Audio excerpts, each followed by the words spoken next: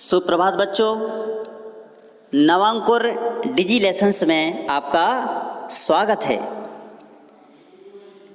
प्यारे बच्चों, आज हम इस वीडियो में भारत माता नामक पाठ के प्रश्न उत्तर समझेंगे।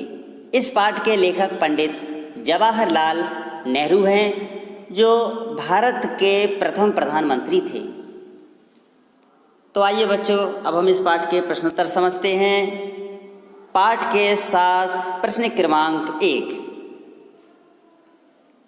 भारत की चर्चा नेहरू जी कब और किस से करते थे?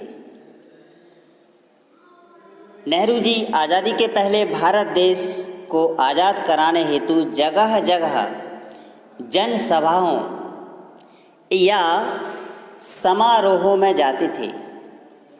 वे विशेष रूप से ग्रामीण किसानों से भारत की चर्चा करते थे, क्योंकि ग्रामीण किसानों का दृष्टिकोण सीमित था, इसलिए ग्रामीण किसानों से भारत की चर्चा करते थे। और संक्षिप्त इसका उत्तर हो सकता है कि भारत की चर्चा नेहरू जी कब और किससे करते थे? जब नेहरू जी जनसभाओं या समारोह में जाते थे, तब भारत की चर्चा करते थे। और किससे करते थे? तो वे विशेष रूप से ग्रामीण किसानों से चर्चा करते थे। अगले प्रश्न की ओर चलते हैं। अगला प्रश्न है प्रश्न क्रमांक 2, नेहरू जी भारत के सभी किसानों से कौन सा प्रश्न बार बार करते थे? उत्तर है, नेहरू जी भारत के किसानों से जो बार बार प्रश्न करते थे वे इस प्रकार हैं। नंबर 1, वे प्रश्न करते थे कि भारत माता कौन है?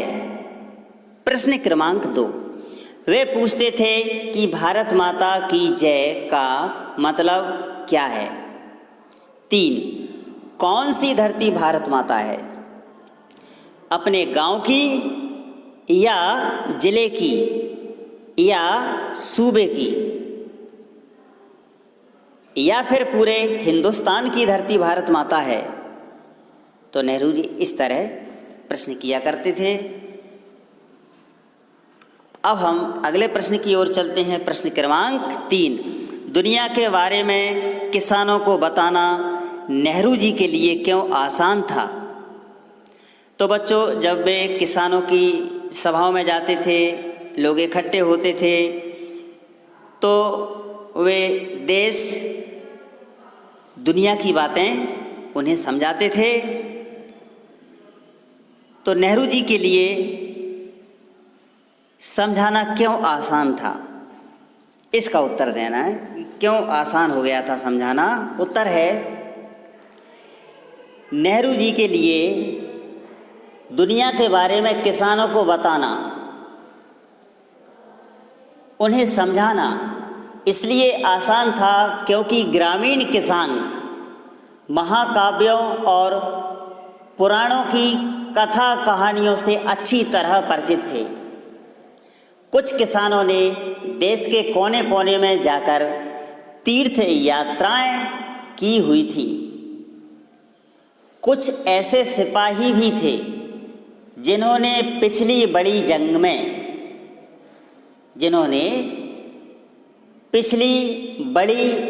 जंग में या आक्रमणों में भाग लेने विषयक विदेशों में नौकरियां की थी। इसके बाद सन 1930 में आई विश्वव्यापी आर्थिक मंदी के कारण भी दूसरे देशों के उदाहरण किसानों की समझ में आ जाते थे, क्योंकि वे उस आर्थिक मंदी से भी परिचित थे।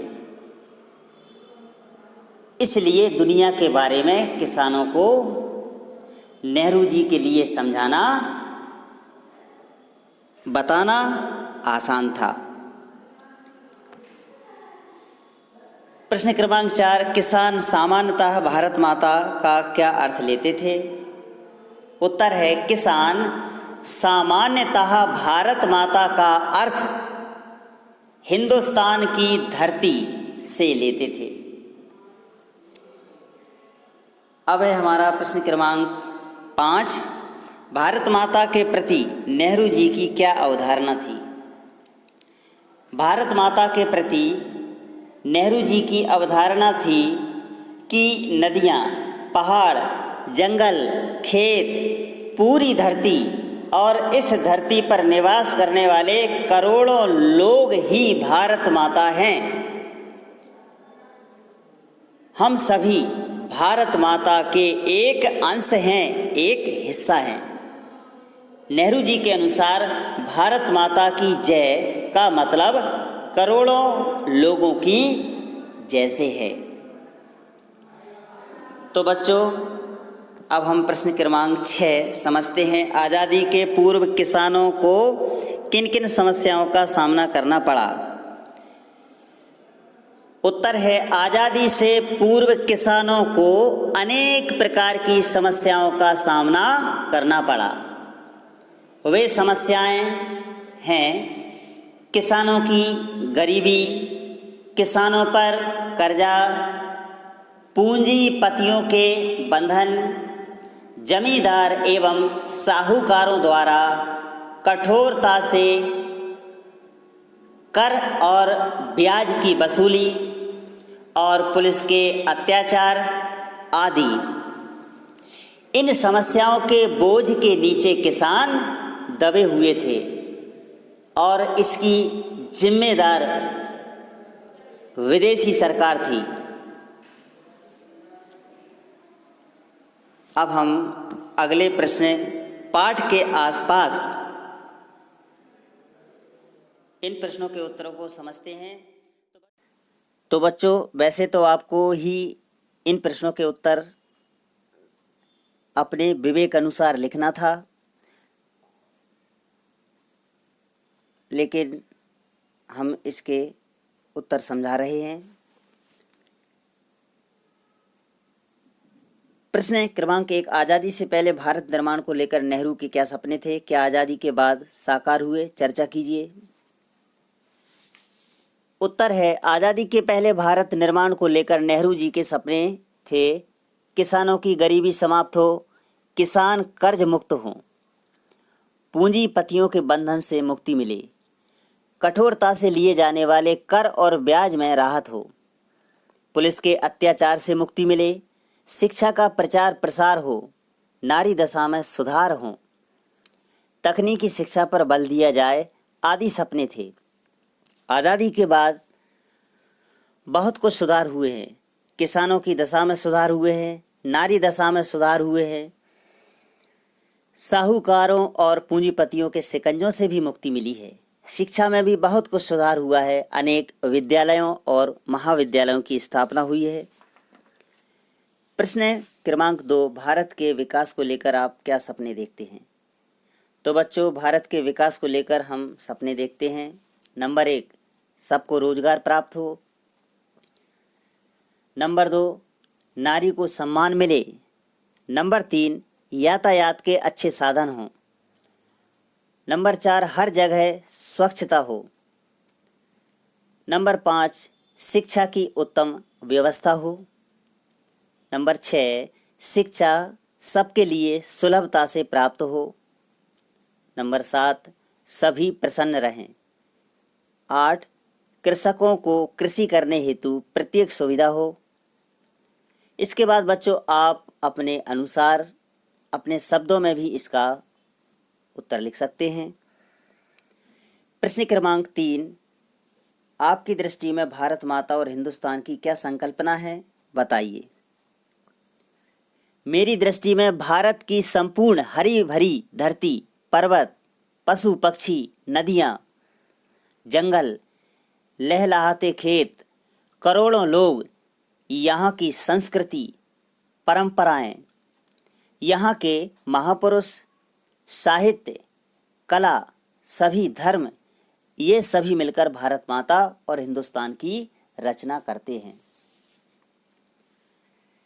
प्रश्न क्रमांक 4 है, वर्तमान समय में किसानों की स्थिति में किस सीमा तक सुधार हुए हैं या उनकी स्थिति बदली है, चर्चा कीजिए।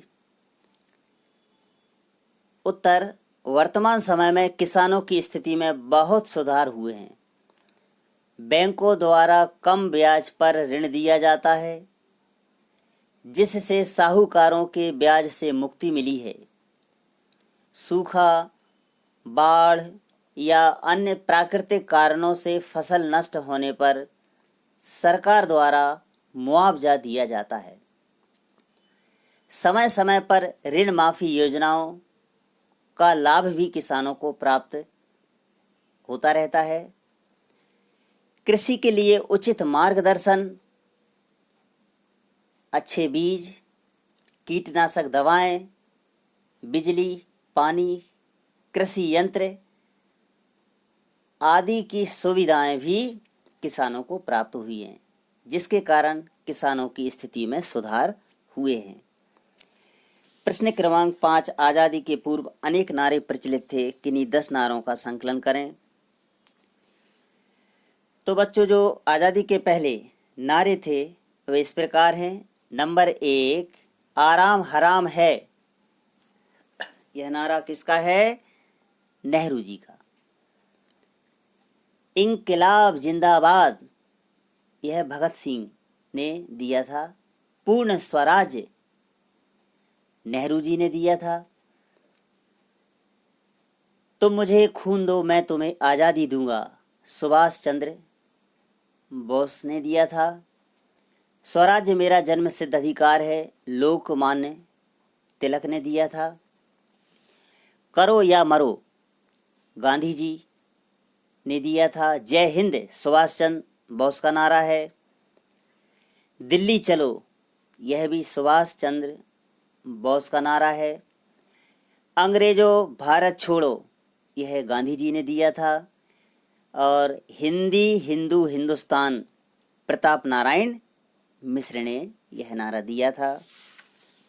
अब हम भाषा की बात, प्रश्न क्रमांक 1, इसका उत्तर समझते हैं। तो नीचे दिए गए वाक्यों का पाठ के संदर्भ में अर्थ लिखना है। पहला शब्द है दक्षिण, इसका अर्थ है दक्षिण। फिर है पश्चिम, जिसका अर्थ है पश्चिम। यकसां, इसका अर्थ है एक जैसा या एक समान। एकजुज, इसका अर्थ है एक भाग या एक अंश या एक हिस्सा।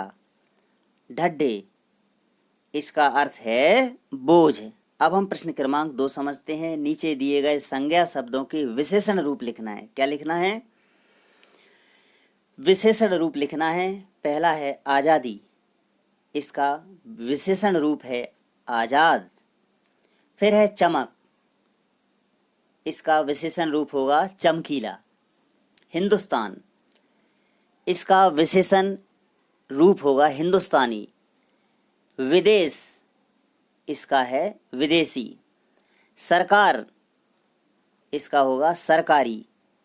फिर है यात्रा, इसका होगा यात्री।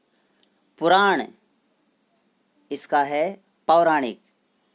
और अंतिम भारत, इसका विशेषण रूप है भारतीय। तो बच्चों, इस तरह इस पाठ के प्रश्नोत्तर समाप्त होते हैं। धन्यवाद।